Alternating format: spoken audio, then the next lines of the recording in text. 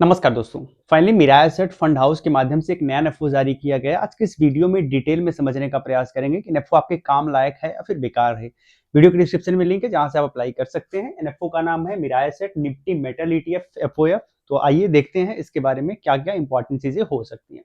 Basically ये जो NFO है मिराज एसेट फंड हाउस के माध्यम से जारी किया गया है। नो डाउट फंड हाउस बहुत अच्छा है, अच्छा काम करके देता है। तो फंड हाउस पे शक करने जैसा कुछ नहीं है ना। आप देखोगे, चेक करोगे इसकी पास हिस्ट्री, उसने बहुत सारी स्कीमें बहुत अच्छा करके दी है, ट्रस्टेड है। सेकंड बात आती है कि ये जो निफ्टी मेटल ईटीएफ एफओएफ देखने को मिल रहा है, ये है क्या एक्चुअल में? तो एक्चुअल में ये एक फंड ऑफ फंड है, यानी इस स्कीम में जो पैसा प्राप्त होगा ना, वो किसी और स्कीम में लगा दिया जाएगा। वो कौन सी स्कीम होगी जिसमें पैसा लगाया जाएगा? वो होगी Mirae asset Nifty metal ETF. ठीक है, Mirae asset Nifty metal ETF में सारा का सारा पैसा यहां से उठा के वहां पूल कर दिया जाएगा। तो ये एक तरीका है कि भाई सिंपल सी बात है कि जिसके पास डीमेट ट्रेडिंग अकाउंट नहीं है उसको अगर निवेश करना है तो वो इसमें जा सकता है, एफओएफ के माध्यम से निवेश कर सकता है। सेकेंड चीज ये है कि ये टोटली डिपेंड है मेटल माइन सेक्टर पे। इसका मतलब ये है कि कंसंट्रेशन रिस्क बहुत ज्यादा है, मेटल पर ज्यादा फोकस किया जाने वाला है। तो बहुत ज्यादा डिटेल में तो आगे के वीडियो में आपको देखने को मिलेगा, बट अभी आपने इसका एक बेसिक थीम समझा, ठीक है ना। इसके साथ कुछ और बातें। पहली चीज ये है कि ये ओपन इंडेड है या ओपन इंडेड है। सेकेंड बात ये है कि ओपन इंडेड के साथ ये जो है प्योर इक्विटी ओरिएंटेड है ना, ओरिएंटेड है। और थर्ड पॉइंट ये है कि ये पैसिव है। क्लियर है ना, ये 3 पॉइंट जरूरी हैं। और चौथा पॉइंट एक ये हो सकता है कि ये कोई वादा नहीं करता।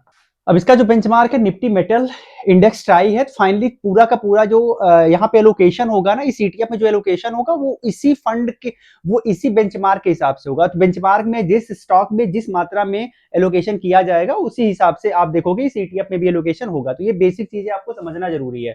तो पैसिव स्कीम है, अगर पैसिव स्कीम है तो एक्सपेंस रेशियो कम होगा। एक्सपेंस रेशियो कम होगा जो कि अप टू 1% होगा एक्सपेंस रेशियो। यहां पे एग्जिट लोड होगा लेकिन ना के बराबर होगा, यानी 0.05% के करीब शायद है। एक बार आप चेक कर लीजिएगा, वो भी 15 दिन से पहले अगर आप पैसा निकालोगे तो ऐसा है। अगर 15 दिन से ज्यादा आप होल्ड कर लेते हो तो कोई टेंशन नहीं है ना।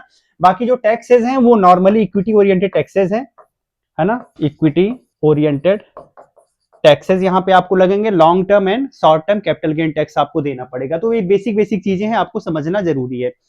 आगे आते हैं, कुछ और चीजें जानते हैं। जैसे वाई, इसमें आपको अप्लाई करना चाहिए या फिर नहीं करना चाहिए, इस पे बात कर लेते हैं। तो बेसिकली यहाँ पे जो ये स्कीम है ना, वो मेटल ओरिएंटेड है, मेटल ओरिएंटेड। अब इसमें दिक्कत ये है ना कि ये पूरी तरह से कंसंट्रेशन रिस्क है। इसमें कंसंट्रेशन रिस्क इसमें बहुत ज्यादा है, यानी इसमें कंसंट्रेशन रिस्क बहुत ज्यादा। इसका क्या मतलब हुआ? यानी ज्यादा फोकस किया जाएगा मेटल पे। सो मेटल को आप देखते हो ना कि मेटल में क्या होता है, ग्रोथ भी बहुत तेज होती है और डाउनफॉल भी बहुत तेज आता है, यानी बहुत ज्यादा वोलेटिलिटी होती है ना। जब वोलेटिलिटी बहुत ज्यादा रहेगी तो यहाँ पे रिस्क और रिवार्ड के चांसेस बढ़ जाते हैं। सो आप एक चीज देखोगे कि मेटल में क्या क्या आ सकता है, जैसे एल्यूमिनियम हो गया, है ना। इसके अलावा आपका स्टील हो गया, जिंक हो गया, है ना, कॉपर हो गया। तो इन सब में आप देखोगे पोजीशन आपको दिया जाएगा। सो इसमें वोलेटिलिटी बहुत ज्यादा होती है। बट इसकी एक खास बात यह है ना कि ये ग्रोथ में, किसी भी देश के ग्रोथ में पूरी तरह से इनका पार्टिसिपेशन रहता है। जैसे मान लीजिए अगर आपको इंफ्रास्ट्रक्चर डेवलप करना है, इसके लिए भी यूज होगा।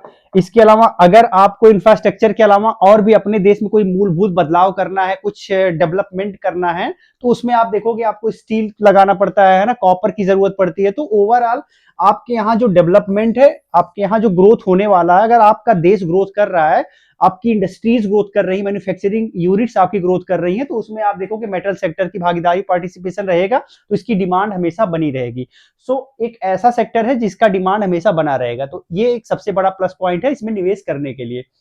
अगला पॉइंट ये आता है कि क्या अगर आपको निवेश करना है तो क्या इसके माध्यम से निवेश करना सही है, यानी एफओएफ जो मैं बता रहा हूं, क्या इसके माध्यम से निवेश करना सही है या फिर ईटीएफ के माध्यम से निवेश करना सही है? अगर मेरा मानिए तो आपको एफओएफ के माध्यम से निवेश करना नहीं सही है ना। एफओएफ में क्या होता है, जो एक्सपेंस, जो चार्जेस होते हैं ना, चार्जेस ज्यादा होते हैं। तो फालतू चार्जेस आप क्यों दोगे, है ना। अगर आपको करना ही, अगर आपको उसी ईटीएफ में निवेश करना है तो आप डायरेक्ट ईटीएफ में जाइए।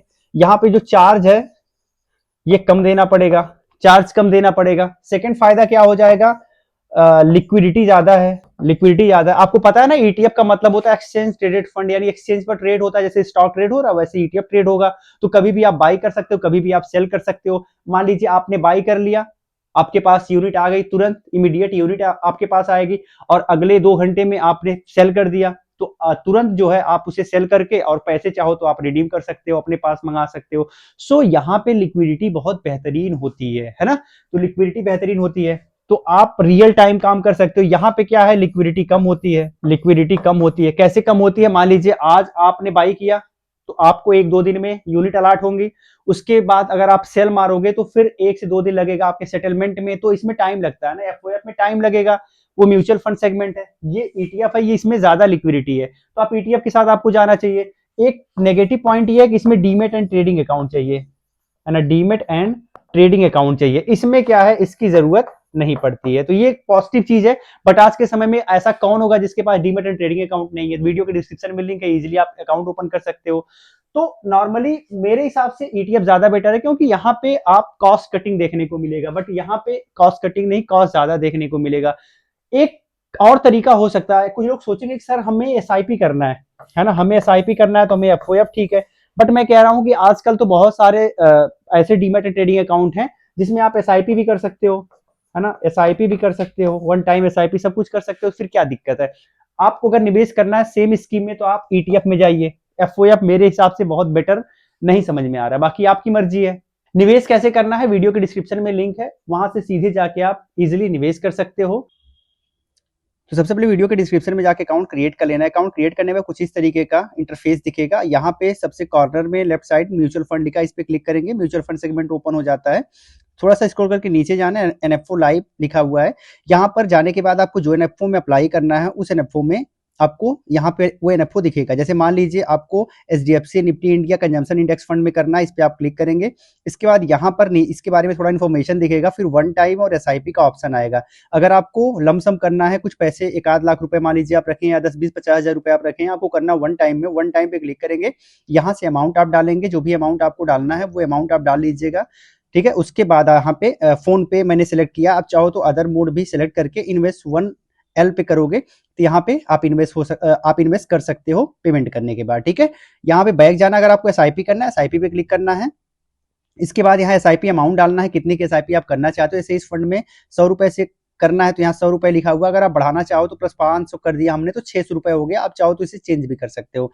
फिर यहाँ से आपको डेट सेलेक्ट करना है, जो भी डेट आपको करना है वो डेट सेलेक्ट करके कंफर्म कर लेना है। और फिर यहाँ से पेमेंट मेथड पहले से जो मेरा है वही वाला है, और अगर आप चाहो तो चेंज करके फिर इन्वेस्ट 600 पे क्लिक करके इजिली आप एसआईपी कर सकते हो। ये पूरा करने के बाद आपको ऑटो पे सेट करना बिल्कुल नहीं भूलना है, जिससे आपका पैसा हर महीने कटता रहे। इसके लिए लेफ्ट कॉर्नर में अपसाइड यहाँ पे प्रोफाइल है, इस पे क्लिक करके नीचे जाना है और यहाँ पे ऑटो पे का ऑप्शन, यहाँ से ऑटो पे एक्टिवेट कर लेना है। तो इस तरीके से इजिली आप एसआईपी या फिर लमसम में निवेश कर सकते हो। बाकी अगर मेरा ओपिनियन आप कहेंगे कि भाई कैसा है, इसमें निवेश करना चाहिए कि नहीं करना चाहिए, फंड हाउस को देखते हुए मुझे लग रहा है कि फंड हाउस तो अच्छा है, बट ये स्कीम जो है ना मेटल ओरिएंटेड है, कंसंट्रेशन रिस्क ज्यादा है, थोड़ा सा रिस्की है। अगर आपको निवेश करना है तो आप 7 से 8 साल के पीरियड में अगर आप जाना चाह रहे हो, इतने दिन के लिए निवेश करना चाह रहे हो तो आप जा सकते हो। साथ ही साथ एसआईपी ज्यादा बेटर इसमें मुझे लग रहा है। वन टाइम तो बहुत रिस्की हो जाएगा, एसआईपी आप कर सकते हो। बट फिर भी मैं कहना चाहूंगा कि मेटल ओरिएंटेड स्कीम है, ज्यादा रिस्क है, तो आप इसे इग्नोर कर सकते हैं। अगर आपको ईटीएफ में ही निवेश करना है तो आप डायरेक्ट ईटीएफ में निवेश करिए, एफओएफ के माध्यम से निवेश क्यों करना।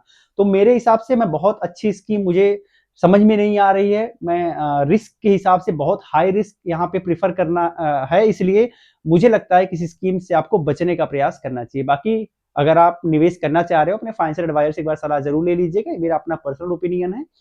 वीडियो अच्छी लगी हो लाइक एंड शेयर आप कर सकते हैं, कोई दिक्कत हो तो आप कमेंट में